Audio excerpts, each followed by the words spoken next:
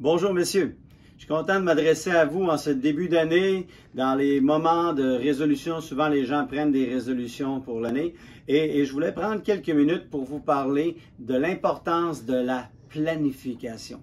Voyez-vous, la Bible a dit que faute de vision, mon peuple périt. On a besoin d'avoir une vision pour nos vies. On a besoin d'avoir une vision, souvent même pour notre famille, nos entreprises, le ministère dans lequel on est impliqué, de pouvoir envisager le futur. Et non seulement de le voir de façon générale, parce qu'on peut comme tellement être abstrait, et je rêve de devenir ça, mais est-ce qu'on a des étapes? Est-ce qu'on a une planification? Est-ce qu'on a des choses qu'on va mettre en place pour poursuivre?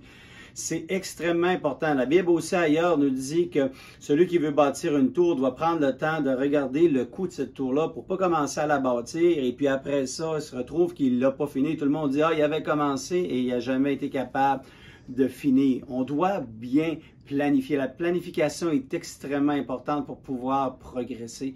Et c'est ce que je voulais vous dire un peu aujourd'hui. Et vous encourager à vouloir savoir comment je peux améliorer mon couple cette année. Est-ce que je planifie quelque chose pour mon couple? Est-ce que je planifie des sorties? Je planifie quelque chose de spécial?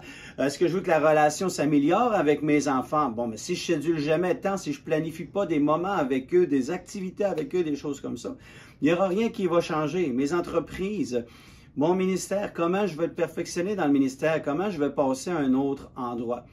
Savez-vous, il y a qui vise rien n'a rien. Dans le sens que si tu n'as pas une cible dans la vie, si tu ne veux pas viser, c'est sûr que tu ne pourras pas manquer ton coup parce que tu ne vises pas. Mais on doit être capable de viser.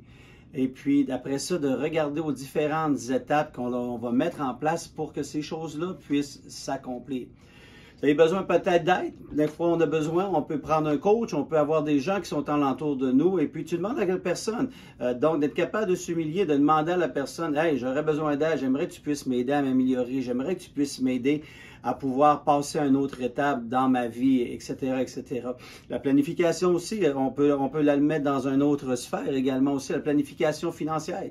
Est-ce que tu vis toujours dans le quotidien ou tu planifies pour plus tard, tu planifies pour ta retraite, tu planifies des choses que tu voudrais faire et avoir?